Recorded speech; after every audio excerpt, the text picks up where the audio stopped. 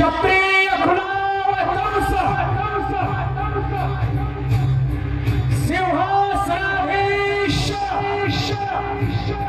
श्रीमंत योगे श्री श्री श्री गजपते गणपते भूपते जलपते पुरंदराई शक्ति प्रत्यभागे देश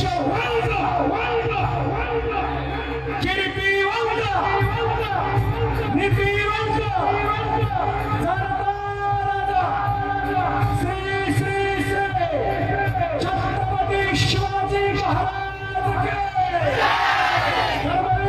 छत्रपति संभाजी महाराज के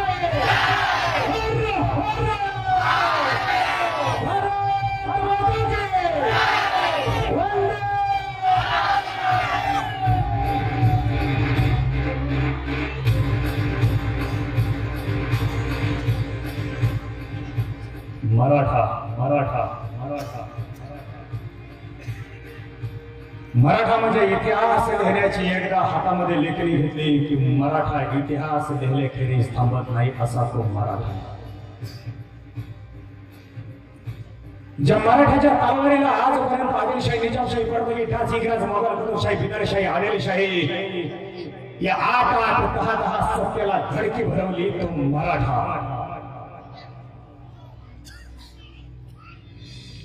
स्वतःने सत्य नाही मोगल सत्य नाही एकदा मराठ्याचं नाव घेतलं की त्यांचे हात पाय गळून जावे असा पराक्रम करणारा मर्द मराठा. 18 पकड जाती धर्माला एकत्र कृषीमध्ये घेऊन नांदणारा आमचा मर्द मराठा. आणि हाच मराठा आज संकटात आहे. मुळात मराठा या शब्दाची व्याख्या दोन. एक असे सर्वसाक्षी पुण्या संस्कृतीचा खरा आत्मा उभ्या भारताचा नसोडी आयुष्या भगव्या ध्वजाला मराठ मराठा म्हणावे आयुष्या वाजला. जो आमच्या महाराष्ट्रात राहतो तो नुसता मराठा नाही तर महाराष्ट्रात आमच्या संत श्री ज्ञानेश्वर माऊलीची ज्ञानेश्वरी छातावर घेऊन नाचतो तो मराठा. आमच्या संत श्री जगद्गुरू तुकाराम महाराजांचा ज्ञानाचा अमृत भक्तीचा मार्ग दाखवणारा गाथा छातावर घेऊन नाचतो तो मराठा. आणि हाच मराठा आज संकटात कोसळलाय. संकट कोणी म्हणेल महाराज मराठ्यांवरती आजपर्यंत संकट आलं नाही. तुम्ही कसलं संकट सांगण्यासाठी उभा राहिला? काय करणार? शाहू महाराजांनी आरक्षण दिलं, बाबासाहेब आंबेडकरांनी आरक्षण दिलं, पण सांगितलं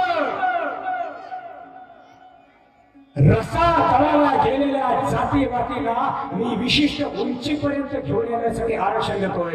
एकदा का विशिष्ट उंची त्यांना भेटली की मग ते आरक्षण काढून घ्या. कारण ओरट्यात झाल्यानंतर जास्त हे सांगितलेलं असताना देखील आम्ही ते आरक्षण काढलं नाही. आम्ही ज्यांनी काढायला होतं त्यांनी काढलं नाही. मग याच्यामध्ये पहिला प्रश्न उभा राहतो की नेमकं मराठ्याला आरक्षण का नाही? मराठा म्हणजे पाटील खरा. अगदी कोणत्याही जातीपातीतल्या हरेक जमातीला पोटाशी लावणारा मराठा. अरे त्या काळामध्ये मराठ्याच्या जर एखादा दारात आला तर उपाशी कोणालाच न जाऊ देणारा तो मराठा. माझ्या अगदी प्रांतातून कधी कुत्री जरी आले ना त्यांची नीत कितीही नालायक असली ना तरीही ती नालायक नीत जरी ओळखली ना तरी अतिथी देवभाव मानणारा मराठा. असा हा उदार अंतःकरणाचा श्रीमंत मराठा त्या काळात होता. म्हणून या मराठ्यांना आरक्षण दिलं जात होतं.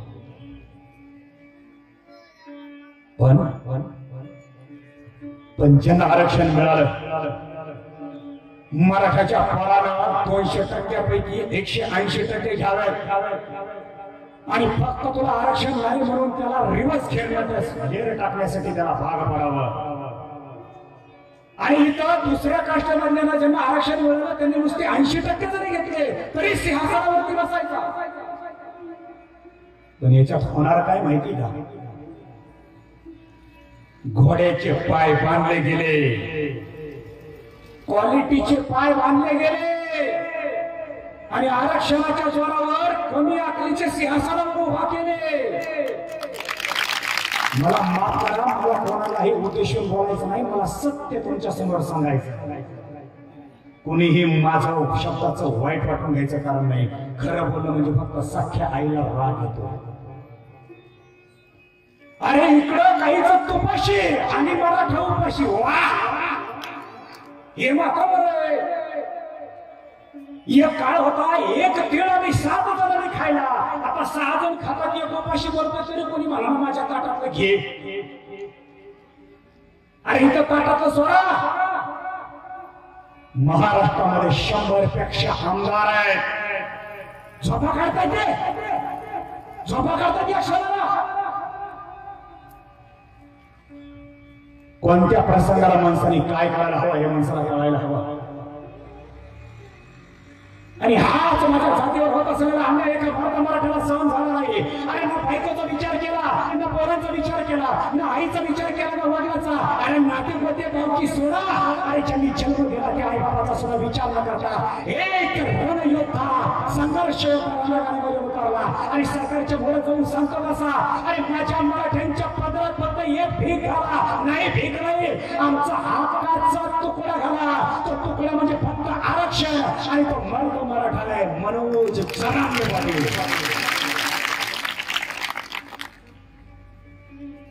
इथं बाकीच्या नेत्यांना काही काहीला जाणता राजा म्हणलं जातंय. जाणता राजा, जाणता राजा या शब्दाचा अर्थ तर आधी समजून घ्या.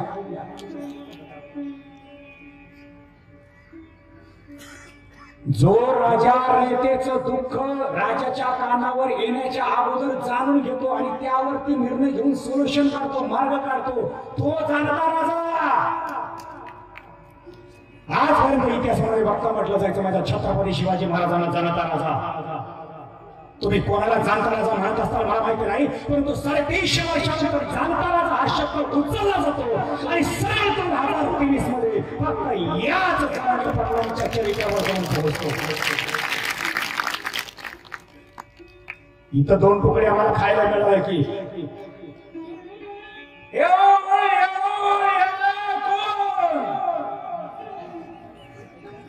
नालायका तुझ्या बापाशिवाय आहेच. मराठ्यांच्या पोरांनो जागे व्हा, जागे. अरे बास, लय झोपा काढल्या, लय अन्याय सहन केला.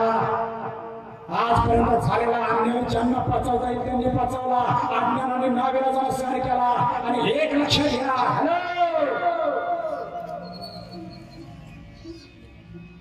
मला जरी एखाद्याने विचारलं ना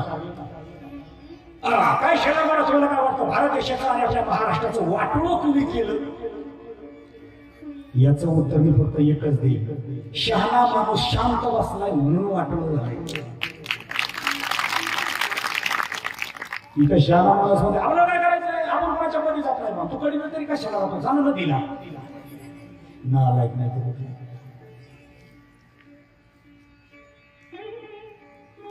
5-6 वर्षापूर्वी व्हॉट्सअपवरती एक मी फोटो पाहिला. पाण्याची टाकी होती, उंचची उंच. पाण्याच्या टाकीवरती एक गाढव उभा केलं होतं. कुणीतरी माझ्यासारख्याने त्याचा फोटो काढला आणि त्याच्यावर खाली वाक्य लिहिलं. त्याच्यावर वाक्य असं होतं, ते गाढव तिथं कसं गेलं हे महत्वाचं नाहीये, ते गाढव तिथं नेलं कुणी हे महत्वाचं. गाढव पाण्याच्या टाकीवर जाईल का, कुणी नेल्याशिवाय तिथं पोहोचल का? मला याचा अर्थ सांगायचा आहे. हॅलो शिकलेले शाने शाने पोरं, हॅलो शिकलेल्या शहाण्या माणसाने राजकारणात येणं गरजेचं आहे. जर शिकलेले माणसं राजकारणात आले नाहीत तर गाढव तुमच्यावर राज्य करतील. गाढवा अशा मरेल टाळ्या घेऊन नका, नाही तर जागरी तुम्ही.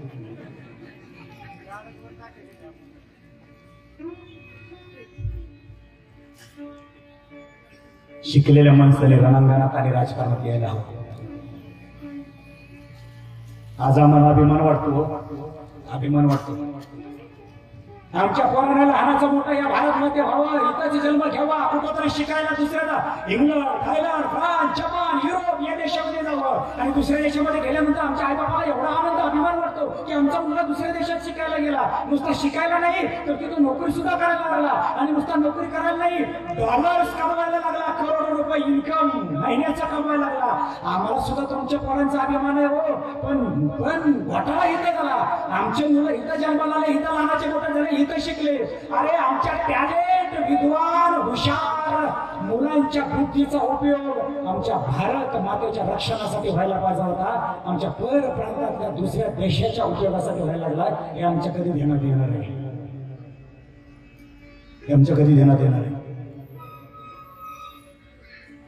वाक्य बारीक आहे, त्यातला अर्थ खूप मोठा आहे, समजून घ्या.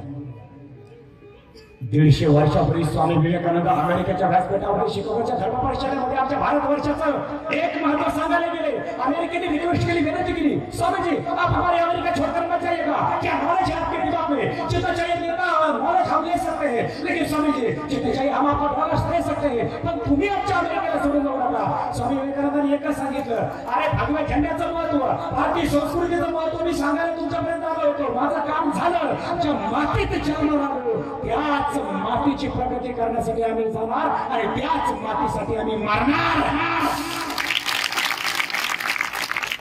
इथं आमचं वर्ग युरोपला, थायलंडला, अमेरिकेला गेलं आणि इकडे आईबाप मेलेले त्याचे वार्ता कळाले की ते युट्यूबवरती, त्या व्हॉट्सअपवरती ऑनलाईन रडतंय, फोन पे, गुगल पे भाव केला पैसे करताय. मग आमचं काही येणं होणार नाही. आता मेले म्हणजे गेले. आता तिथंच ऑनलाईन पैसे पाठवतो, तुम्ही त्यांचा अंत्यक्रिया करून घ्या. काही शिकवलं आम्ही.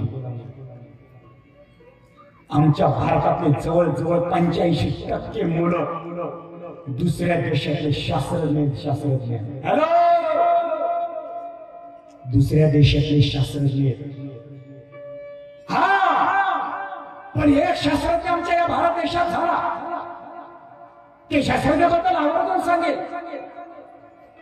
अरे घरामधून एक सुटकेस घेतली त्या म्हातारे आणि त्या सुटकेसमध्ये स्वतःच्या अंगावरती घालायचे फक्त कपडे घेतले आणि सरळ संसदेमध्ये गेला, मंत्रालयाकडे गेला. आणि माझ्याकडे अशा प्रकारचं नॉलेज आहे, मला जर तुम्ही मदत करत असाल तर या भारत देशाला सुजलाम सुफलाम करतो. त्या मर्दाचं नाव होतं APJ अब्दुल कलाम. अरे माणूस मुसलमान.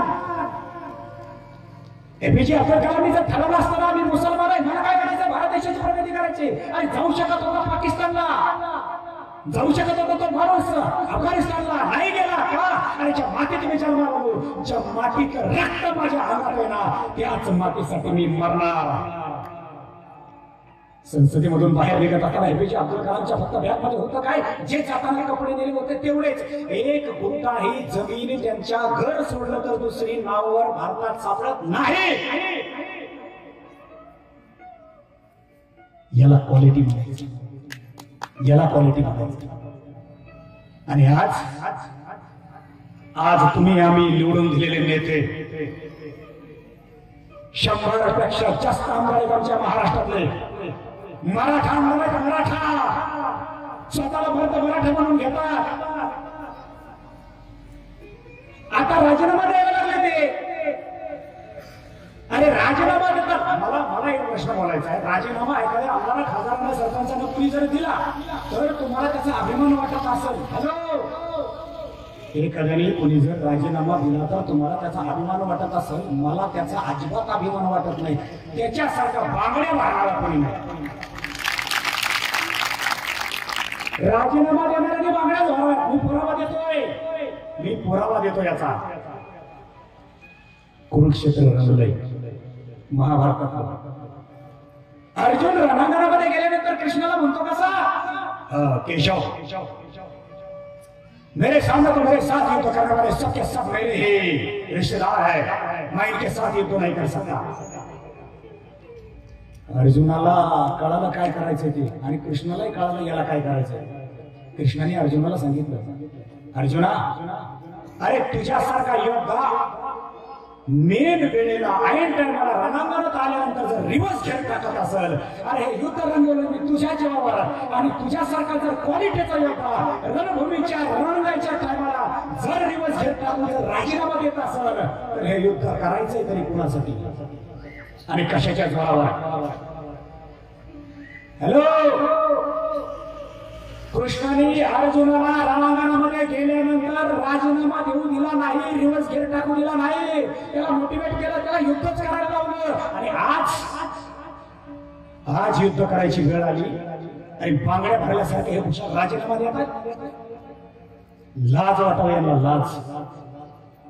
हा 3 महिन्यामध्ये आम्ही मराठ्यांना पाठिंबा देतोय, राजीनामा देऊन पाठिंबा देतोय. अरे तुमच्या हाताची पावर बाजूला ठेवताय आणि मोकळ्या हाताने सर्वसामान्य माणसाच्या गर्दीत शिरताय आणि आमचा मराठा आरक्षणाला पाठिंबा आहे. तुम्हाला या शब्दाचा अर्थ कळतोय ना मी काय बोलतोय ते? ज्या वेळेला जी पॉवर आहे ती पॉवरचा वापर त्या माणसाने केलाच पाहिजे. आणि ज्यांनी राजीनामा दिलाय ना आणि ज्यांना द्यायचा आहे ना, त्यांचा मला सुद्धा अभिमान वाटेल, पण कधी त्यांनी उभ्या आयुष्यात पुन्हा कधीच राजकारणात पाऊल टाकायचा विषय खास. राजीनामा देते कशा? रणवीर स्वातंत्र्य कोणा मिळाले, कटू सत्य हे चिठ्ठीच्या उमगले, करी खरग तो धर्म सारा, मर्द मराठा म्हणावे आयुष्या वाढला. रणवीर स्वातंत्र्य कोणालाच मिळत नाही. आणि यांना राजीनामा द्यायचा असताना सगळ्यांनी बैठक घालावी. जसं गोहटेच्या हॉटेलला गेले होते ना एका टायमाला सगळे, तशी सगळ्यांनी एक मीटिंग घ्यावी आणि सगळ्यांनी एकाच टायमाला वन टॅक्सिन राजीनामा विषय खलास. अशी एक काय देत आहे? हातात शस्त्र खाली टाकताय, गर्दीत शिरताय ना म्हणतो मी तुमच्या बरोबर आहे. अरे नाला का पावर आहे तुझ्या हातात? पावर आहे. आणि विरोध कोणाला करा माहिती का? हॅलो, विरोध आवर्जून करा. ज्यांना तुम्ही आजपर्यंत वोटिंग केले, ज्यांना तुम्ही मतदान केले आणि मतदान करूनही ते तुमच्या काहीच कामाला आले नाहीत ना, पुण्यांदा त्यांना कधीच राजकारणात येऊ देऊ नका. काही नडलं नाही तुमचं, काही नडलं नाही. आजपर्यंत कीर्तनामध्ये बोलण्यासाठी आमच्यावरती बंदी येत होती. कीर्तनकाराने राजकारण बोलू नये, कीर्तनकाराने राजकारणात पडू नये. अरे ज्या माणसांच्या मस्तकात ज्ञानेश्वर माऊलींची ज्ञानेश्वरी आहे, तुकाराम महाराजांचा गाथा आहे, रामनीती, कृष्णनीती, शिवनीती, ज्या वारकऱ्याच्या मस्तकात आहे त्यांना राजकारणात येऊ द्यायचं नाही आणि यांना देश खायचा. एपीजे अब्दुल कलामच्या स्वतःच्या घराशिवाय भारत देशात दुसरी जागा सापडत नाही, घर सापडत नाही, जमीन सापडत नाही, गुंठणावर सापडत नाही. आज असे काही आमदार खासदार आहेत की जिल्हा सोडा, महाराष्ट्राचा तालुका मोकळा सोडवण्यात त्यांची एक गुंठा व्हायला का पण जागा नाही. मी त्यांच्या संपत्तीवर अजिबात चढत नाही, पण तुम्ही कमवली कोणाच्या जोरावर?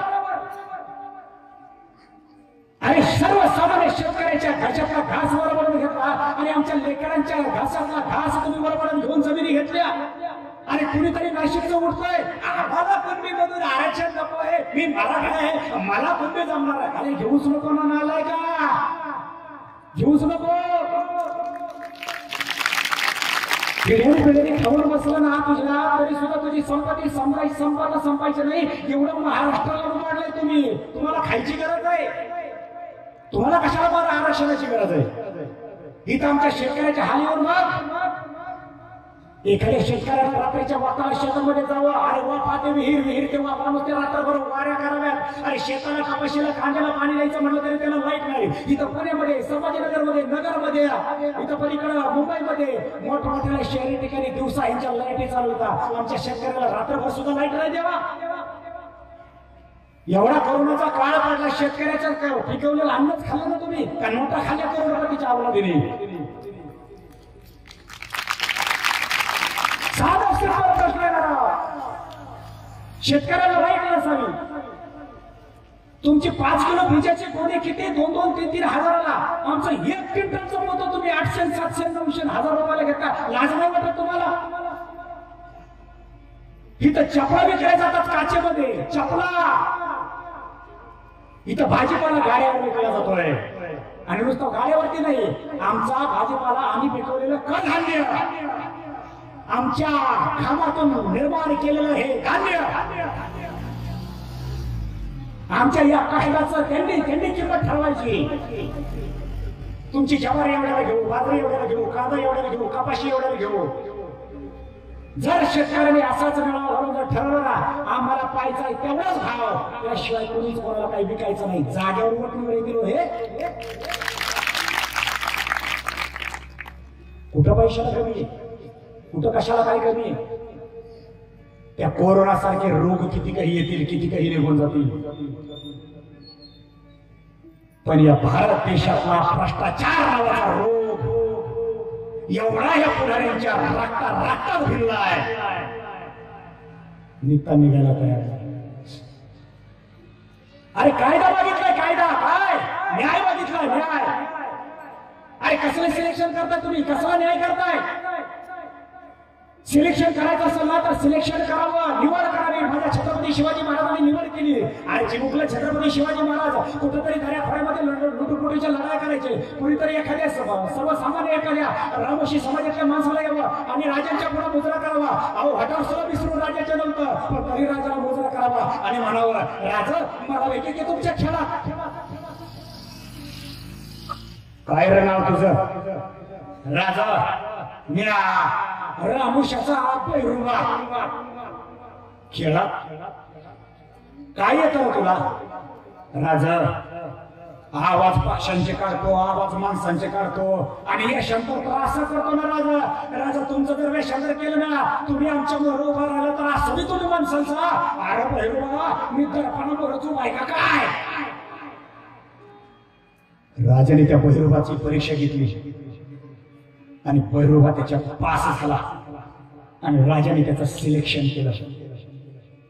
मराठ्यांच्या स्वराज्याचा, महाराष्ट्राच्या राजधानी समाजाला निर्माण करणारा बहिर्जी नाईक रामोजी नावाचा एक सर्वसामान्य माणूस याच स्वराज्याचा ड्रोन कॅमेऱ्याचा प्रमुख ठरला.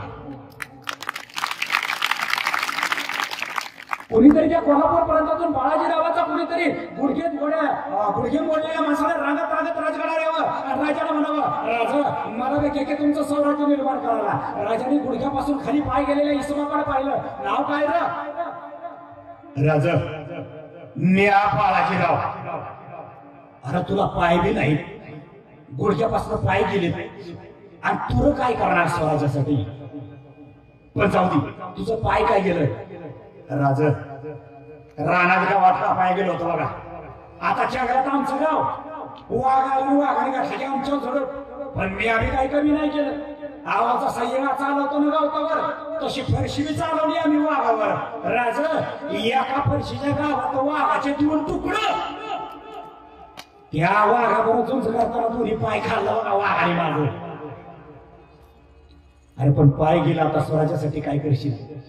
राजा तुम्हाला वाटलं मला तलवार चालवता येत नाही. अरे तलवार चालवली पण पाय नसल्यावर पळशील कसा? राजा खरं सांगू, राजा बाकीच्या मावळ्यांसारखे रणांगणात जर मी तलवार चालत नसेल ना, पण जे तलवार चालवतात ना त्याला तलवारी तर हालो हात तयार करून देऊ शकतो ना.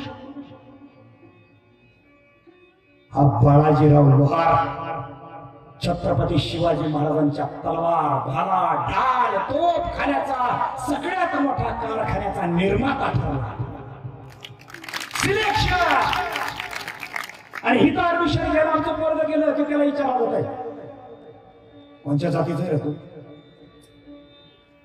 वाटोळ केलं आमचं आरक्षणाने, वाटोळ केलं. आमच्या शेतकऱ्यांना धान्य विकावं, पाहिजे तेवढा पैसा न यावा. आमच्या आळंदी पुण्यामध्ये ज्युनियर केजी म्हणजे अंगणवाडीच ना, अंगणवाडी ज्या पोराला शिंगड पोसायचा माती खायची कळते ना, या लेकरांची फी 1.5-2 लाख रुपये. कुठं उकळायचं, कुठं न्यायचा आमचा भारत देश? काय करायचं? हे रिव्हर्स घेर टाकू नका रे पुढाऱ्याला, रिव्हर्स घेर टाकू नका. आमच्या कृष्णाने अर्जुनाला रिव्हर्स घेर टाकू दिला नाही. आमच्या छत्रपती शिवाजी महाराजांचा मावळा एक तानाजी कोंढाणीवर गेला, त्याच्याबरोबर तानाजीला पाडलं गेलं, धारातीर्थ पडला, बाकीचे मावळे कडावर खाली उतरायला लागले. अरे सूर्याच्या धावत धावत गेला आणि त्या दोरावरती वार केला. अरे पाळता कुठं भागूबाई सारखा, अरे उडी टाकून एकतर मळा नाही तर या शत्रू संघ लढा. अरे भागूबाई सारखं पाळता कुठं.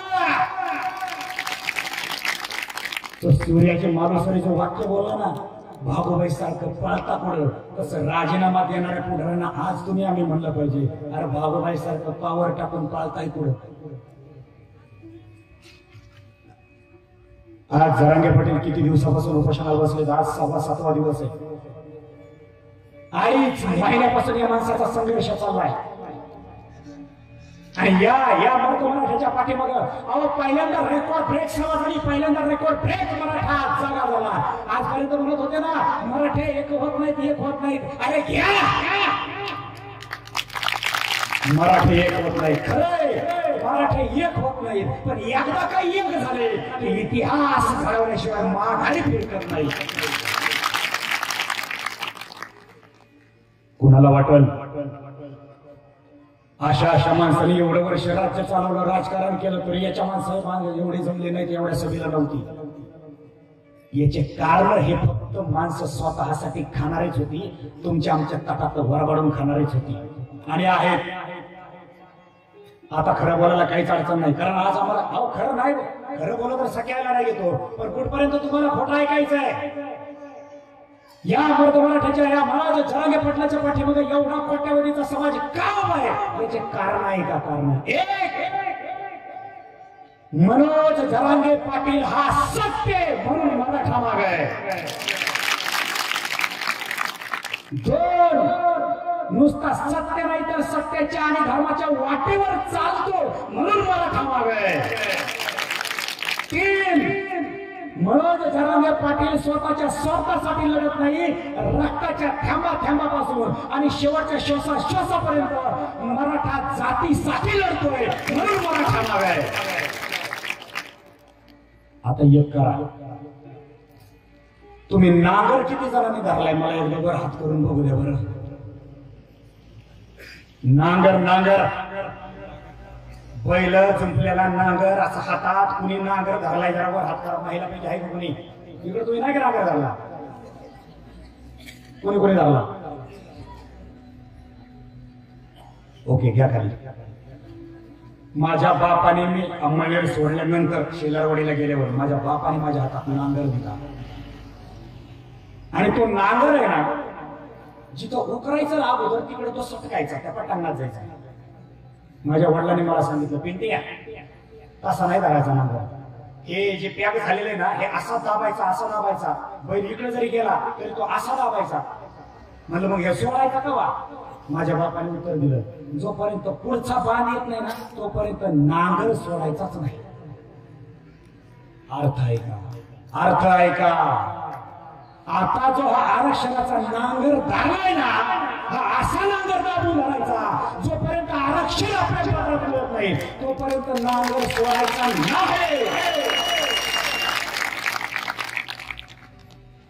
एक वाक्य आहे का, हे मर्दा हो,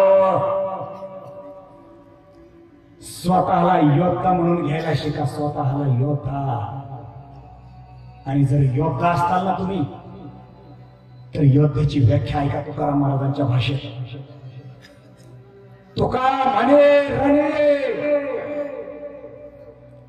जीव देता लाभ दुरी. तुकाराम महाराज म्हणतात, अरे जर योद्धा झालात ना तर योद्ध्याला गोधाडीत मारायचं नसतं, योद्ध्यानं दवाखान्यात सलानी पेट मारायचं नसतं, योद्ध्यानं रणांगणात धारातीर्थ पडायचं असतं आणि शत्रूची गोळी पाठीवर घ्यायची नसते, अरे छातारावर घ्यायची असते. आणि एकदा का हा योद्धा छातारावर घेऊन रणांगणात धारातीर्थ पडला की मग मात्र त्याला उत्तमची उरे कीर्ती मागे. उत्तम पाठीमागे उरते ती कीर्ती. हे तुकाराम महाराजांचे शब्द आहेत. योद्धा बनायला शिका, योद्धा व्हायला शिका. आणि योद्धा झाला का, अरे माझ्या छत्रपती शिवाजी महाराजांच्या नंतर असा इमानदार जाणता राजा मनोज जरांगे नंतर मला सापडेल का नाही सांगता येणार नाही. 25 तारखेपासून रोज एक व्याख्यान करतोय. आज तर मोकळाच होतो, पण झोपल्या झोपल्या सहज काका बरं फोन झाला माझा. लगेच 10 मिनिटात आलो. म्हटलं आज आम्हाला झोपून देणार नाही. म्हटलं मी नाही झोपून देणार. झोपलेले मस्तक जागे करा रे मर्दानो, झोपलेले मस्तक जागे करा. बस बस, नुसते झोपा करू नका. स्वतःच्या संसार प्रपंचासाठी कोणी बी चुरतय, कोणी बी लुबाडतय. अरे देशासाठी, देवासाठी, धर्माला योद्धा मिळाला ना, आता ओळखायला शिका, ओळखायला शिका. आम्ही साखळी उपोषण करतो, आवर्जून करा. कुठे का व्हायना पण टिकली वाजल्यासारखं थोडासा पाठिंबा आहे. साखळी उपोषण म्हणजे भूक लागली की घरी जाणे, दाबून खाणे, माघारी येणे. तुला भूक लागली समजा आता आपण माघारी ये, नो प्रॉब्लेम, मी त्याला नाव ठेवत नाही. पण महाराष्ट्रातल्या एका गावातल्या 2-2 का व्हायना परंतु माणसांनी असं ठरवायचं, इथून उठायचं आणि डायरेक्ट मुंबई मधलं मंत्रालयाचं ग्राउंड पॅक करायचं. मी कोण आदेश देणार? मी कोण आदेश देणार? तुम्हाला आदेश देणार हा बाप 2 दिवसांनी बोलल का नाही हे पण सांगता येणार नाही. 2-3 दिवसापूर्वी जालना प्रांतामध्ये माझं व्याख्यान झालं आणि येत असताना अंतरवाली प्रांतामधून जरांगे पाटलांना भेटून आलो. सगळा मीडिया त्यांच्या समोर होता. मी वारकरी पोशाखात गेलो, मीडियाला रिक्वेस्ट केली, मला बोलू द्या, मला मीडिया समोर बोलू द्या. तेवढाच कोणतरी म्हणला याला फेमस व्हायचं असेल. अरे फेमसचा जाळ करा रे. अरे ज्यांना बोलता येत नाही त्यांच्या समोर बोला की त्यासाठी माईक पुढे करताय. मला बोलू द्या, काय बोलायचंय मुलाखत करू द्या. दुर्भाग्य आमचं, आम्हाला नाही बोलू दिलं तिथं. उद्या पुण्यांदा सेलूला चाललोय परभणीकडे. वेळ मिळालाच तर उद्या 9 वाजता जरांगे पाटलासाठी मोहनशेला हजर असेल. बघूया भेटला तर मी. कारण काय माहिती का, आज काही वक्त्यांनी सुद्धा राजीनामे दिलेत. मी व्याख्यान करणार नाही, मी स्टेजवर जाणार नाही, मी आता बोलणार नाही. दिले फक्त कोणीतरी एखाद्याने मोठ्या माणसाने राजीनामा दिला की बाकीच्यांना अभिमान वाटतो, पण त्याच्या पाठीमागचं रहस्य कळायला पाहिजे. अरे ज्या वेळेस तुम्हाला बोलायला पाहिजे त्यावेळेस तुम्ही मूग खाऊन गप राहताय. समय आणि एक लक्षात घ्या, आजपर्यंत वारकरी संप्रदाय राजकारणात आला नाही. वारकरी संप्रदायामधल्या ज्ञानेश्वरी, गाथा, रामायण, महाभारत, रामनीती, कृष्णनीती मस्तकामध्ये असलेल्या माणसाने काय येणं गरजेचं आहे का? धृतराष्ट्र होता महाभारतातला, त्या धृतराष्ट्राच्या समोर सुद्धा कृपाचार्य, द्रोणाचार्य, विदुर काका हे संत विचाराचे गुरुवर्य होते मार्गदर्शन करण्यासाठी.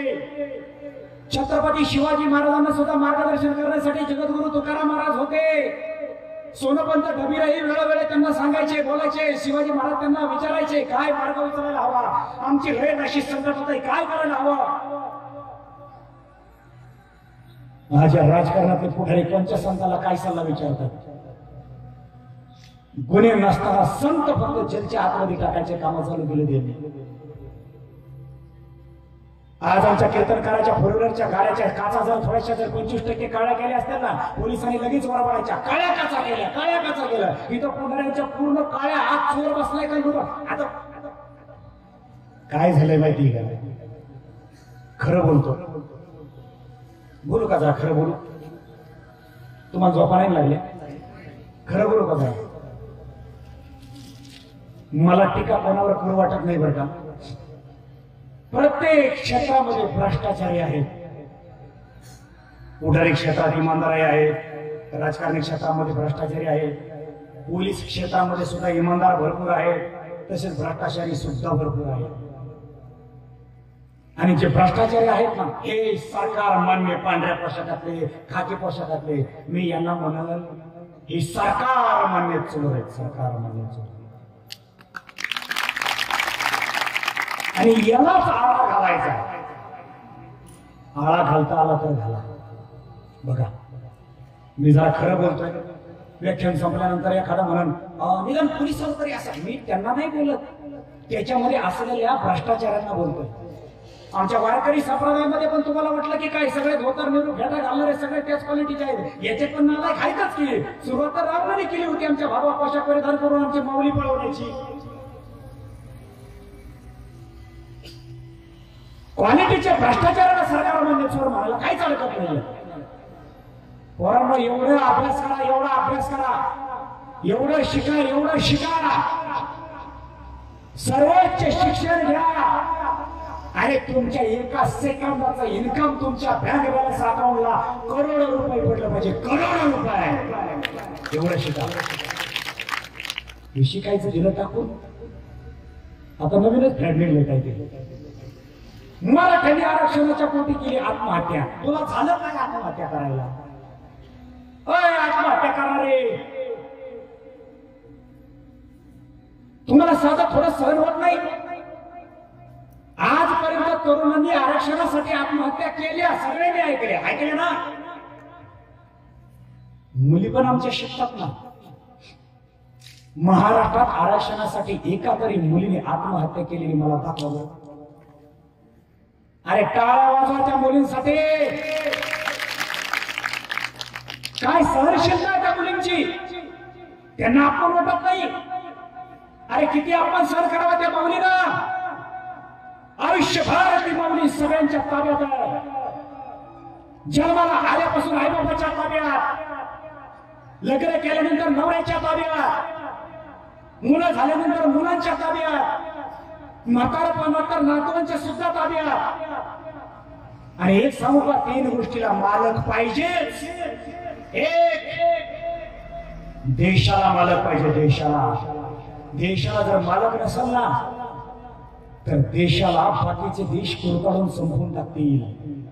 तुम्हाला वाटतं काय आज भारत देशाचा नकाशा जो तुम्हाला आम्हाला दिसतोय तो आज असा आहे? असा भारताला स्वातंत्र्य मिळायच्या अगोदर चंद्रगुप्त मौर्याच्या काळामध्ये असा होता? अरे पूर्ण आशिया खंड म्हणजे आमचा भारत देश होता. घरातला जर करता चुकला तर घर बर्बाद होतं, घराला भोगावं लागतं. गावातला सरपंच चुकला तर सगळ्या गावाला भोगावं लागतं. तालुक्याचा जर आमदार चुकला तर समजा तालुक्याला भोगावं लागतं. जिल्ह्याचा जर खासदार चुकला तर सारं खासदाराचं ते चूक आमच्या जिल्ह्याला भोगावी लागते. आणि राज्याचा जर आमचा सीएम चुकला ना तर ती चूक आमच्या राज्याला भोगावी लागते. आणि देशाचा पंतप्रधान चुकला तर त्यांनी केलेली चूक साऱ्या देशाला भोगावी लागते. भारताला स्वातंत्र्य मिळायच्या वक्ताला पुस्तकं वाचा, मग कळेल ज्यांच्या हातात देश होता त्यांनी काय चुका केल्यात. विनाकारणचे भगतसिंग राजांना सुखदेवला फासावरती लटकवलंय का? आज मोहन शलारी म्हणाला अंबाजोगाईमध्ये या समाजाला जागा करायचंय. भगतसिंग राजगुरू सुखदेव हेच करत होते त्या काळामध्ये. अरे या कुठेतरी कोपऱ्यात या इंग्रजांना इन नंगरों को यहाँ से भगा देंगे, सबके सब यहाँ पर आओ, कुछ बताते हैं उनके बारे में हम कुछ बातें. लेकिन इंग्रजांनी त्यांना कैद करावं, जेलमध्ये टाकावं हेच केलं. आणि कोणत्या तरी राज्यकर्त्याला ओव्हरटेक करायला लागले म्हणून ते तरुण जेलमध्ये टाकले, त्यांना फाशी दिली. देशाला मालक पाहिजे. भारताला स्वातंत्र्य मिळायच्या वक्ताला जो भारत देश होता तो आज नाहीये. आणि अजूनही कुरतडून जर खाऊन द्यायचा नसेल तर शहाण्या माणसाने शांत बसणं योग्य नाहीये. 2, पैशाला मालक पाहिजे. पैशाला जर मालक नसेल ना तर पैसा माणसाला सैरा वैरा करून सोडेल. अज्ञान मुलाच्या हातामध्ये पैसा देऊन बघा, त्याच्या खिशात पैसा असावा आणि त्याने गोवा मावा खाणाऱ्या मित्रांच्या पंक्तीमध्ये जावा. अज्ञान मुलाच्या बुद्धीला पैसा चिकटला की त्याच्या जिभेला व्यसन चिकटलंच. आणि 3, स्त्री शक्तीला मालक पाहिजे. मी मुद्दा बोलत होतो, आमच्या बहिणींनी कधी आत्महत्या केली नाही. किती वनवास आणि किती संघर्ष करावा. अरे एखाद्या मुलीचं लग्न व्हावा, 1, 2, 3, 4, 5 वर्ष हवेत आणि योगायोगानं नशिबानं तिच्या पदरामध्ये कुंकवाचा धनी तिच्या आयुष्यातला संपूर्ण जावा. 1-2 लेकरं झालेले असावेत. अरे त्या माऊलीला दुसरा नवरा करू शकत नाही, दुसरा मालक करू शकत नाही आयुष्यभर. अरे माझा नवरा गेला म्हणून सोन्यासारखे चिमुकली आपल्या रक्तातून जन्माला आलेल्या लेकरांना वाऱ्यावर सोडून तिने कधीच आत्महत्या केली नाही. शेवटच्या श्वासापर्यंत ते संघर्षच करत राहिले. जरा तिचा संघर्ष पाहून थोडीशी लाज वाटली आत्महत्या करणाऱ्या. किती संघर्ष करावा आमच्या माऊलीचा, किती संघर्ष. न्याय मागतो हा माणूस, न्याय. आणि उशिरा मिळालेला न्याय सुद्धा हा एक अन्यायच असतो.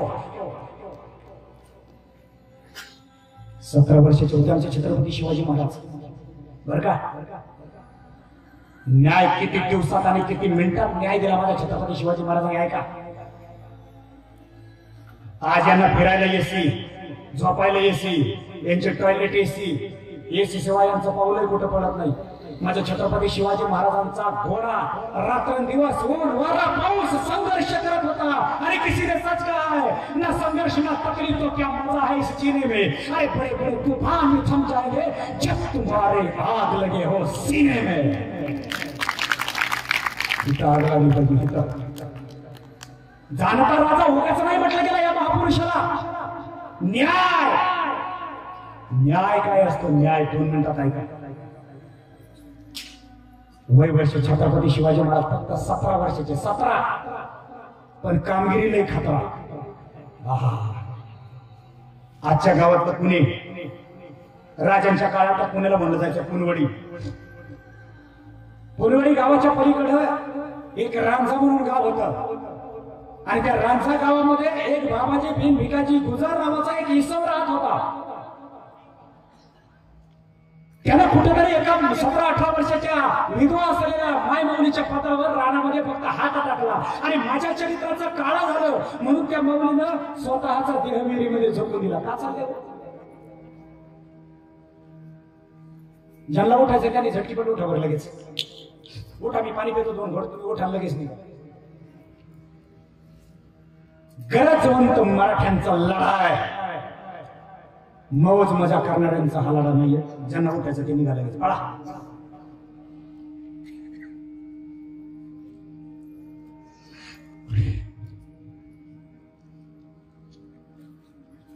उठा लगेच. याच्यावरूनच कळती आपली लायकी, याच्यावरून आपली क्वालिटी कळते. भारताला एवढं स्वातंत्र्य मिळालंय ना. उतू गेलंय आणि किती ओतू गेलाय, किती नासाडी चालली त्या स्वातंत्र्याची हे आज आम्हाला सगळ्यांना दिसत. अभ्यास केल्यानंतर मला एक प्रश्न पडला. इंग्रजांच्या हातातून स्वातंत्र्य मिळालं. अरे कोणाच्या हातातून स्वातंत्र्य मिळालं आणि कोणाच्या घाशात गेलं याचा बी जरा अभ्यास करा मराठ्यांनो. याचा बी जरा अभ्यास करा. याचा पण अभ्यास करा. नुसता पगला गाडी झुमके कांगडा याच्यावर नाचत बसू नका. मरावे परी कीर्ती रूपे उरावे या भारत मातेचं कुठंतरी देणं ते करा. आणि आज जर तुम्ही सगळ्यांनी उठाव जर नाही घेतला, हॅलो या भ्रष्टाचारी माणसांच्या हातामध्ये जो हा भारत देश आमचा महाराष्ट्र आहे ना, एक दिवस तुम्हाला सुद्धा कळणार नाही आमचा भारत देश या हरामखोरांनी कधी विकून टाकला. ते तो विकायच्या आधी सावर व्हा. कारण याचा मी तुम्हाला आधीच पुरावा दिलाय. भारत स्वातंत्र्य मिळायच्या अगोदर किती मोठा आमचा भारतवर्ष होता आणि आता कोणामुळे तो कापला गेला आणि अजूनही कुरतडायचं काम चाललंय. आम्ही मात्र चाललंय. आपल्याला काय करायचंय आधीमध्ये आपल्या बायका बरोबर आहे. बंगलावाडी झुमक्या कांगडा विषय घाला सगळं जेणे की जरूरत नाही आहे. अशा नालायकांनी मेलेलंच बरं. भीष्म पितामह भारतातले, महाभारतातले. अर्जुनाने हजारो बाण शरीरामध्ये टाकलेले, शेकडो बाण टाकलेले शरीरामध्ये आणि युद्ध संपल्यानंतर 5 पांडव एकत्र झाले आणि भीष्म पितामह आणि 5 पांडवांना मार्गदर्शन केले. ऐका बरं का तरुण मंडळ, शाळा ऐका. मी महाभारत रामायणातले दाखले देतोय. रामनीती, कृष्णनीती आणि शिवनीती आणि आजचं राजकारण सांगतोय. भीष्म पितामह पांडवांना म्हणाले, हे पांडव पुत्र, अब तो कुछ मेरे सांसें बची है. अब तो मेरे जाने का वक्त आया है. लेकिन जाते जाते मैं तुम सब लोगों को कुछ सीख देना चाहता हूं. हे युधिष्ठिर,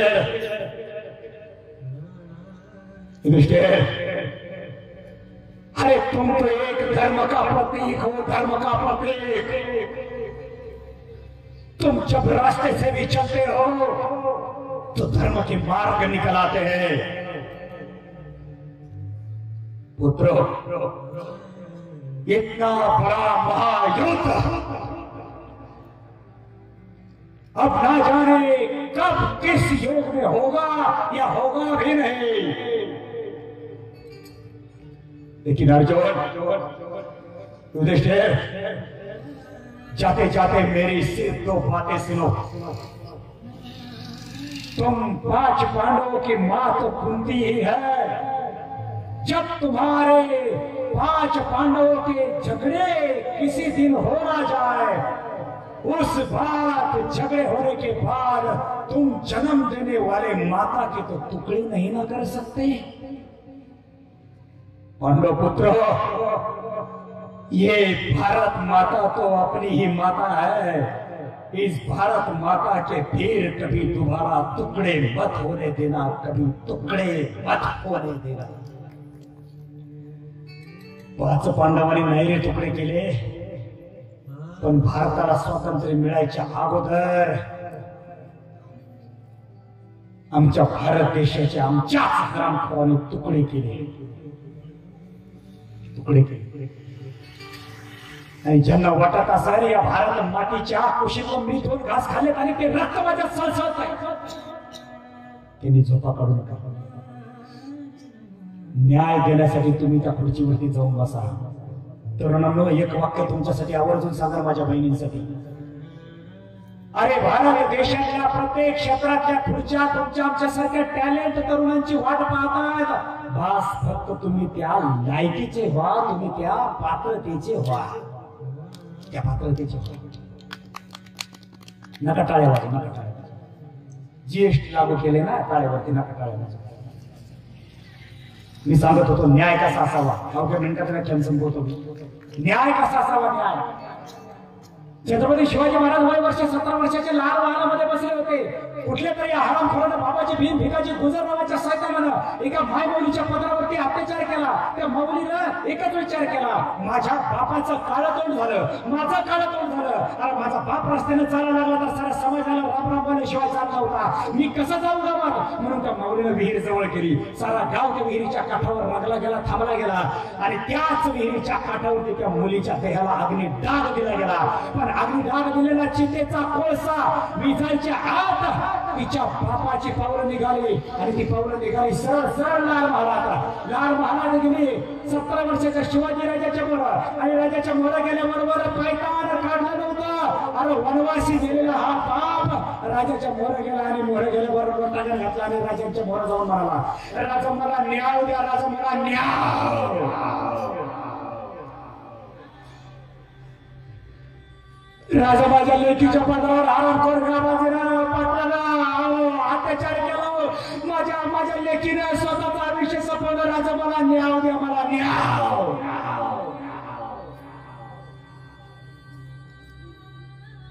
राजाने त्या इसमाला त्या व्यक्तीच्या हाताला धरलं, खांद्याला धरलं आणि उठवलं आणि त्याला विचारलं, बाबा तुम्ही कोण गावचे, कोण नावचे? राजा राजा गावचा। राजा माझ्या लेकीच्या पत्रावर बाबाजीरावाने हात टाकला। राजा मला न्याय द्या, माझ्या येईर जवळ केली, माझ्या पोरीने येईर जवळ केली, मला न्याय द्या, न्याय। जरांगे पाटील आज महाराष्ट्राच्या राजाकडे, सीएम कडे न्याय मागायला गेले। 30 दिवस मागितले, 40 दिवस झाले, आज 47 दिवस झाले। डिजिटल इंडियातलं राजकारण, आजचं शासन, आजचं सरकार अजून न्याय देते। या माणसाचा शेवटचा श्वास किती दिवसांनी किती तासांनी जवळ आला हे या माणसाला माहिती नाहीये।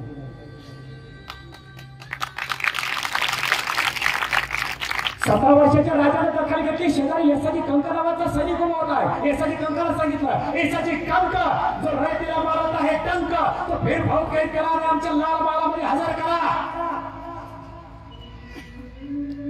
एसाची कंक धावत गेला, राजा गावातल्या बाबाजी भीम भिकाजी गुजर समाजातल्या त्या व्यक्तीला कैद केलं आणि राजांच्या मुळे हजर केलं। अरे मस्तीत असलेला बाबाजीराव राजाला म्हणतो कसा, ए शिवाजी अरे तुला रे कोणी केलं राजा शिवाजी? अरे आम्हाला पाटील दिले, पाटीलकी दिली आमच्या आदिलशाला. शिवाजी आमचं मस्तक हलवायचं काम करायचं नाही. आम्ही जर मानव घेतलं ना एका वागतात आम्ही काही क्षणात तुमचं मस्तक घरापासून वेगळं करू शकतो. वा बाबाजीराव वा, खूप मस्ती आली तुम्हाला. शिवाजी अरे मस्ती तुला आली. अरे तुझं वय काय? अरे वाटवा अजून मी सोडून उगवलं नाही तुझ्या आणि तुला राजा केलं रे. वा वा वा, इतकं सोपं वाटलं का? बाबाजीरावाच्या मुसक्या आवडायच्या आणि मुंडकं छाटायचं. ए असं की हात पाय. शिवाजी तुझं वय 17 असेल 18 असेल. अरे तुझं वय काय? माझं वय काय? अरे 45 वर्षाचा आम्ही वडील झालो. का रे शिवाजी तुला काही वडील झाले माणसं बिनसं कळत का नाही? वा वा बाबाजीराव वा. बाबाजीराव तुमच्यासारख्या 45 वर्षाच्या नराधामाला वडील झाल्या माणसाला जर लेकीबारी कळत नसतील तर आम्हाला स्वतः वडील झाले माणसं समजून घ्यायचे नाही. याचा कंका ज्या मायमावलीच्या पात्राकडे हरामखोराचा हात चपावला ते दोन्ही हात याच्या कपड्यापासून तोडा आणि ज्या मायमावलीच्या त्याकडे हरामखोराच्या पावलाच्या पावले दोन्ही पावलं डोक्यापासून तोडून टाका. आदेश दिला. आदेश. हॅलो दोन्ही हात आणि दोन्ही पाय गुडघ्यापासून तोडायचा आदेश दिला आणि राजाने सांगितलं या हरामखोराचा चौरंगा करा. चौरंगा. अरे निम्या रात्रीची जरी माझी माय माऊली या गावात त्या गावाला पोहोचले ना तरी देखील सुखरूप पोहोचायला हवे. एवढा तळाला न्यायाचा या राज्यात या देशात पोहोचायला हवा. अरे पटेल हे बाबाचे प्रेम भिकाची गुजर त्याला पाटीलकी दिली होती तशी कुलकर्णी देशमुखी आणि पाटीलकी ह्या पदव्या तशी पाटीलकी दिली होती. जसं आजकालच्या आपण माणसाला सरपंच आमदार खासदार या पदव्या देतो. बाबाजीरावाला राजे बोलून गेले. बाबाजीराव अहो आमच्या हिंदुस्थानमध्येच नाही आमच्या भारत वर्षामध्येच नाही आमच्या या पृथ्वी तळावरती जन्माला आलेली स्त्री शक्ती म्हणजे आमच्या देवाऱ्यातील दैवत. आणि तुम्ही तर आमच्याच दैवताच्या पदावर हात टाकला. याची कंका या हरामखोराचा चौरंगा करा. काही क्षणात तलवारी आल्या आणि बाबाजीरावाच्या अंगाला लागल्या. बाबाजीराव म्हणायला लागला राजा राजा तुमच्या बरोबर पदापासून राजा बाई भीक मागतो माझ्या आयुष्याची. राजा राजा क्षमा करा. राजा मी शरण येतो. राजा तुम्हाला शरण. राजा एकदा शरण आल्या माणसाला तुम्ही मरण देत नाही. बाबाजीराव आमच्या समोर शरण आला तो शत्रू आम्ही त्याला मरण देत नाही. तुम्ही तर आमच्या रक्ताच्या आमच्या जीवाचे आमचे मित्र. पण गुन्हा जर या कदाचित भविष्यामध्ये या शिवाजीकडून जरी झाला तरी हा शिवाजी सुद्धा स्वतःचा चौरंगाच करेल. बाबाजीराव आम्ही तुम्हाला आज या वक्ताला माफ नाही केलं असतं. पण बाबाजीराव भविष्यामध्ये विज्ञान युगामध्ये 2016 मध्ये एखाद्या अहमदनगर जिल्ह्याच्या कपाटी गावातल्या एखाद्या मायमाऊलीच्या पदावर एकाच वक्ताला 4-4 नराधम तुझ्यासारखे भर दिवसा डवळ्यात दुपारी 12 वाजता एखाद्या मायमाऊलीच्या पदावर हात टाकतील आणि आमच्या समोर येतील. याच लहानामध्ये तुझ्या जागेवर मारतील आणि आम्हा सांगतील राजा राजा राजा 28 फेब्रुवारी 1647 या दिवशी नव्हतं का राजाचे बाबाजी भिकाजी गुजर पाटला तुम्ही माफ करा. राजा मला बी माफ करा. नाही बाबाजीराव नाही. भविष्यामध्ये माझ्या महाराष्ट्रात आमच्या मायमाऊलीच्या पदाकडे वाकडी नजर करून पाहणारा एकही नराधम पुन्हा जन्माला येता कामा नये. येसाची कंका या बाबाजीरावाचा चौरंगा करावा. चौरंगा.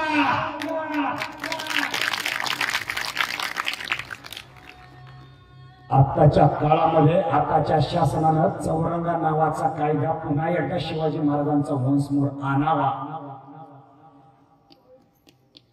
आणि अशी HD चॅनलचे कॅमेरे चालू करावेत आणि माझ्या मायमाऊलीच्या पदावर हात टाकणाऱ्या हरामखोराचा चौरंगा कॅमेऱ्याच्या समोर करावा.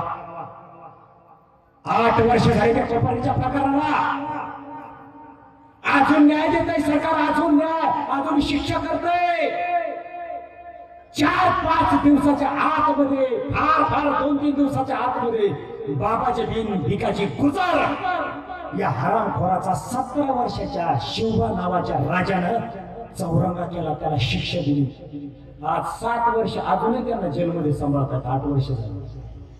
आमचा महाराष्ट्र कुठं कोणाला सांभाळून कुठे घेऊन जायचं आहे? हा न्याय, अरे उशिरा मिळालेला न्याय सुद्धा अन्यायाचा असतो. आणि या माणसाला, मराठा जातीला जर उशिरा न्याय मिळाला ना, आता फक्त हॉटेल आणि पुढारी लोकांचे बंगले जाळले. एकदा जर मराठ्यांची सटाकली ना, उद्या काय होईल हे सांगता येणार नाही. आता शेख मोजका मराठा जरांगे पाटलांनी आवरून चांगला दाबून धरलाय. आणि एकदा आदेश ठेवणारा या लीडरचा जर आवाज शांत झाला ना, जरांगे पाटलाच्या नंतर महाराष्ट्रातल्या मराठ्यांना आदेश देणारा, दुसरं गायडन करणारा लीडर कोणी नाही. मग मराठ्यांची सटकायची अगोदर शासनाने दखल घ्यावी. आणि शासनाने दखल घ्यावी. असं जर करायचं असेल, आपल्या गावातले रस्ते बंद करू नका, आपल्या गावात रस्त्यामध्ये टायर जाळू नका. ज्यांनी तुमच्यावर अन्याय केला ना, मोरलं मी बोलत नाही, कारण आदेश द्यायचा अधिकार मला नाही. जरांगे पाटील म्हणतात शांततेचं आंदोलन काय असतं हे सरकारला मराठी आज दाखवून देतील. एकदा मी सुरू केलेलं आंदोलन हे असेल ते शांततेचंच, पण या सरकारला पेलणार बी नाही आणि जिरणार बी नाही. हे आंदोलनात जाळपोळ करणारे तरुण आहेत ना, हे तरुणांना मी आवर्जून सांगेन. सकाळी बेडी सांगेमध्ये गेलो होतो, ते टायर पेटवलं होतं, माझी गाडी पुढे जात नव्हती. म्हणलं हे कशाला केलं रे, कोणी केलं रे? एक जण प्याला आला, म्या पेटलं मला, म्या पेटलं म्या. म्हणलं माऊली, जरांगे पाटलांची सुद्धा इच्छा नाही असं तुम्ही काहीतरी कृत्य करावं म्हणून. काढा बरं हे टायर बाजूला.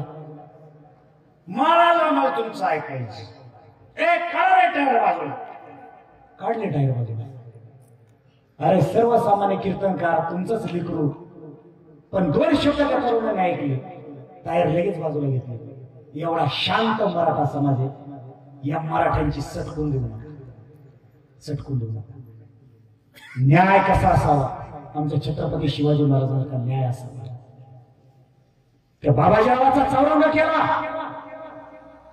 अरे ज्या वेळेस आताच्या डिजिटल इंडियामध्ये आणि या आजच्या विज्ञान युगामध्ये ज्या वेळेस आमची एखादी स्त्री शक्ती रात्री 2-3 वाजता एकटे 5-5, 10-10 कोस सुरक्षित पाऊल आणि अंतर कापीला, त्या दिवशी आम्ही छाती ठोकून म्हणू, होय विठोबाचे राज्य आम्हा नित्य दिवाळे, छत्रपतींचे राज्य आम्हा नित्य दिवाळे. पण दुर्भाग्य बघा, ज्या हाताने पराक्रम केलाय ना, ते हातच आता आम्ही काढून टाकलेत. हात नसलेली मूर्ती तर मला आवडतच नाही राजे. इथून पुढे जर मूर्ती स्टेजवर दिसली ना, हात असलेली मूर्ती आणायची, हात असलेली.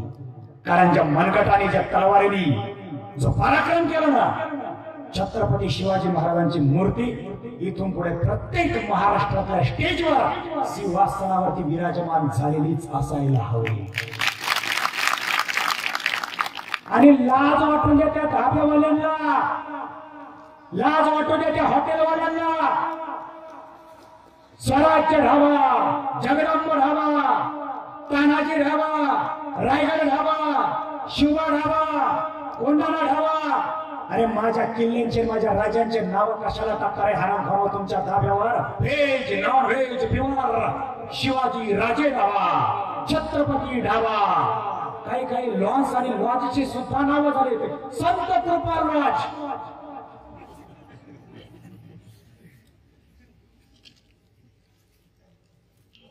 ते पलीकडे लातूर जिल्ह्यामध्ये त्या दिवशी गेलो बार्शीच्या पलीकडे, येडशी म्हणून गाव आहे, श्री गणेश गावा. फोटो काढलाय माझ्या मोबाईल मध्ये, आहे का डाव्याचा फोटो? जिथं सापडाल तिथं मी भेट देतो. आम्हाला निरोप देतात, महाराज हे फक्त तुम्ही कीर्तनच सांगा, आम्हाला सांगू पुढे. कारण एकटा असतो ना मी, सांगितलं ऐकायचं तरी ऐकायचं. आमच्या दैवताचे नाव कुठं रंगायचे हे आम्हाला कळलं हवं. या दाब्यावर नावं टाकणाऱ्या हरामखोराला, हॉटेलवर नावं टाकणाऱ्या नालायकांना मी एकच सांगेन, तुम्ही तुमच्या बायकांचे, तुमच्या प्रेयसीचे नावं टाका त्याच्यावर. माझ्या राजांचे नावं काढून टाका. इथं पराक्रम घेऊन चाललोय मी, कसला इतिहास घेऊन चाललोय. बराच वेळ झाला बोलतोय.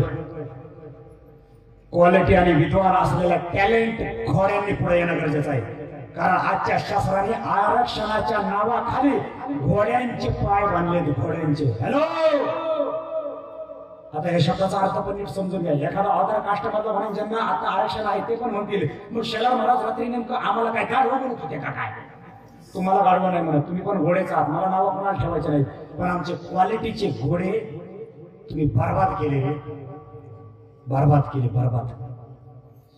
आणि राजीनामा देणारा नाही, परत एकदा सांगा, हातात पावर घेऊन लढा, भागवाई सारखं पळू नका. समय प्रसंग खावा, राग निपटोरी सांगावा, आला तरी कळून द्यावा जनांमध्ये. नुसते गनिमी, अहो यांचे गनिमी कावं तुमच्या लक्षात आले नाही. 3 महिन्यानंतर निवडणूक आली आता पुन्हा. हातातलं शस्त्र खाली टाकायचं, मराठ्यांच्या गर्दीत शिरायचं. आमचा तुम्हाला पाठिंबा आहे. कसा पाठिंबा आहे? हातातलं शस्त्र टाकून दिल्यावर तुमचा पाठिंबा आहे. गर्दीत काय करायचं तुम्हाला? आणि आपले बाबा त्यांचा सत्कार करतायत, त्यांचा सत्कार करतात, त्याला म्हणतात मराठ्यांचा योग आहे. एका रपट्यात बघायला पाहिजे तुला, नालाय कुठला.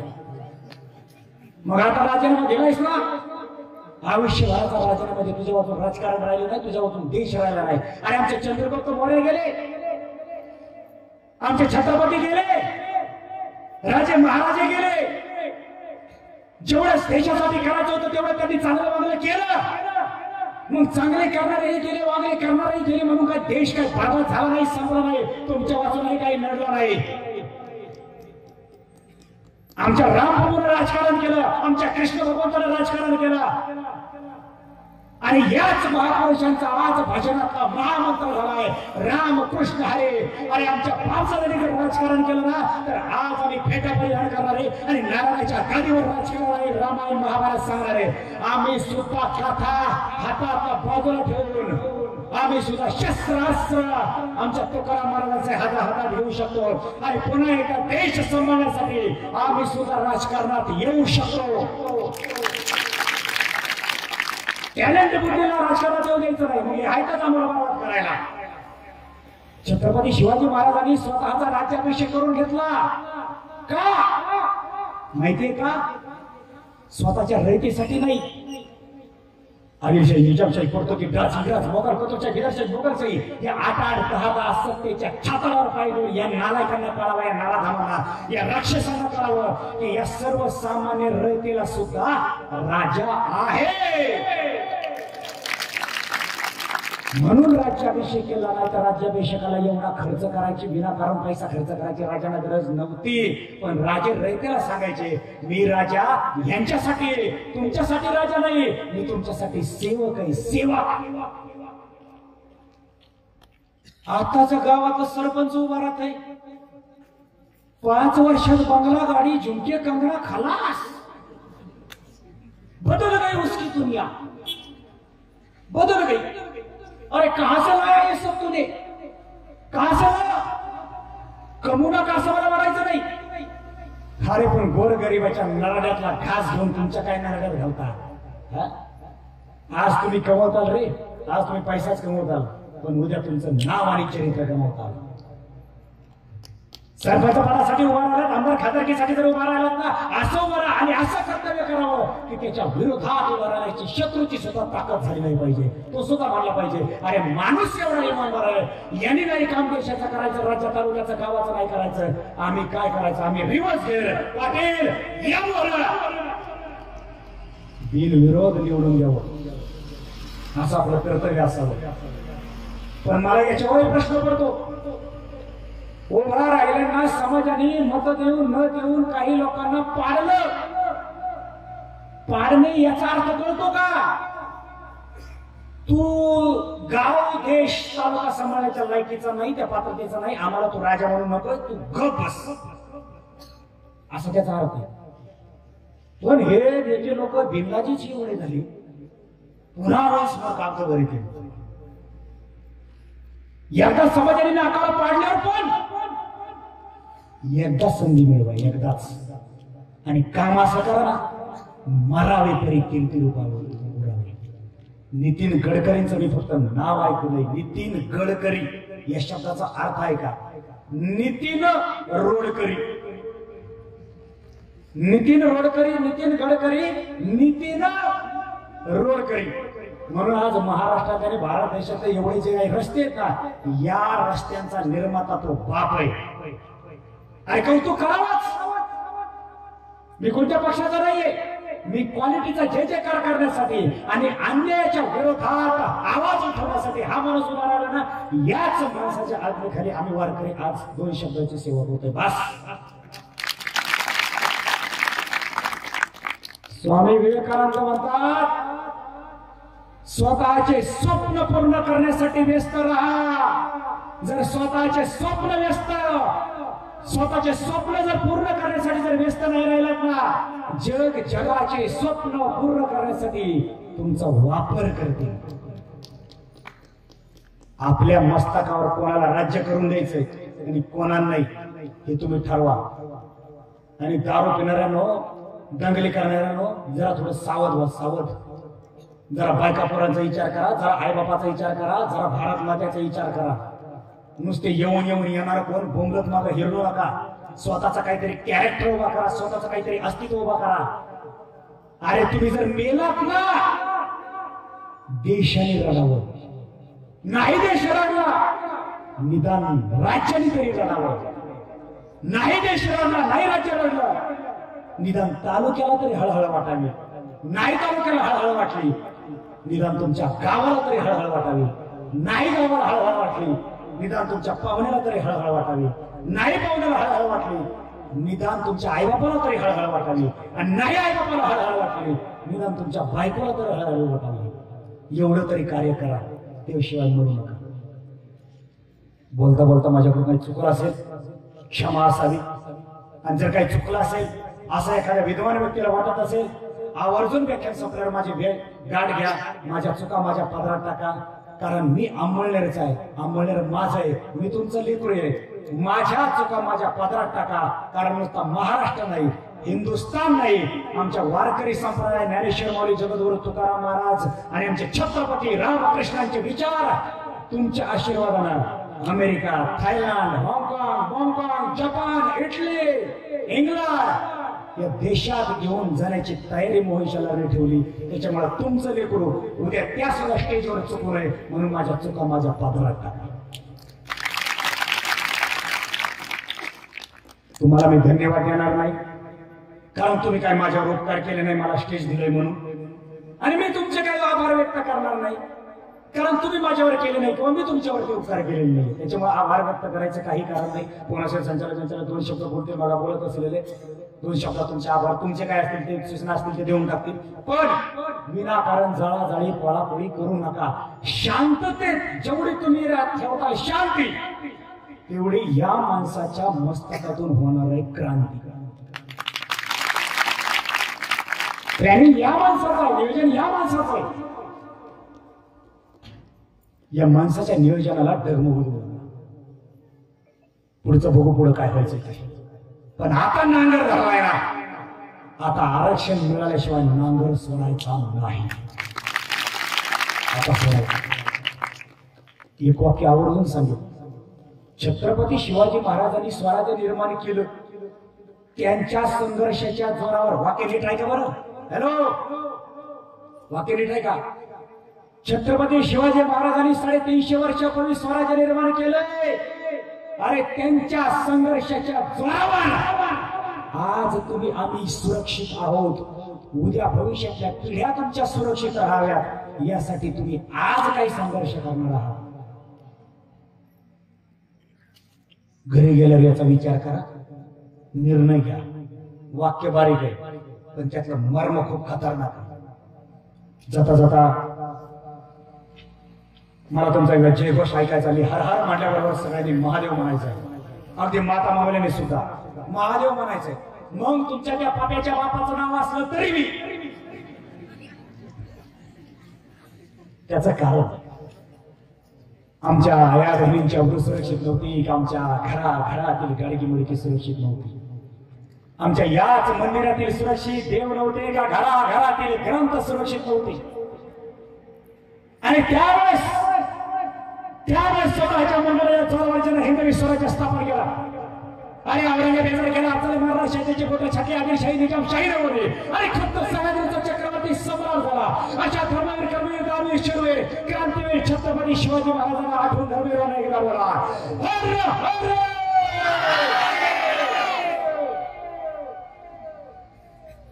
राजे सिरहार भोज महाराणा प्रताप सुभाषचंद्र बोस वल्लभभाई पटेल चंद्रशेखर आझाद मंगल पांडे वासुदेव फडके बाबासाहेब आंबेडकर चापेकर पाटेश्वर दत्ता जतीनदास कडबेर भावा पाटील लोकमान्य टिळक महात्मा फुले सावित्रीबाई फुले अहिल्याबाई होळकर झाशीची राणी महाराणी ताराबाई महासाहेब जिजाऊ आमच्या माता मावल्याच्या पराक्रमाला आठवून धर्मवीरांना एकदा बोला हर हर.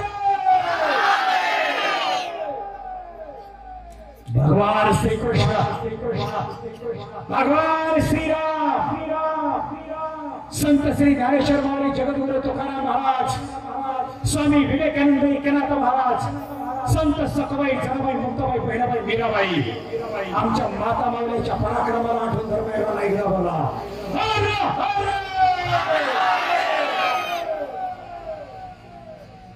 धन्यवाद.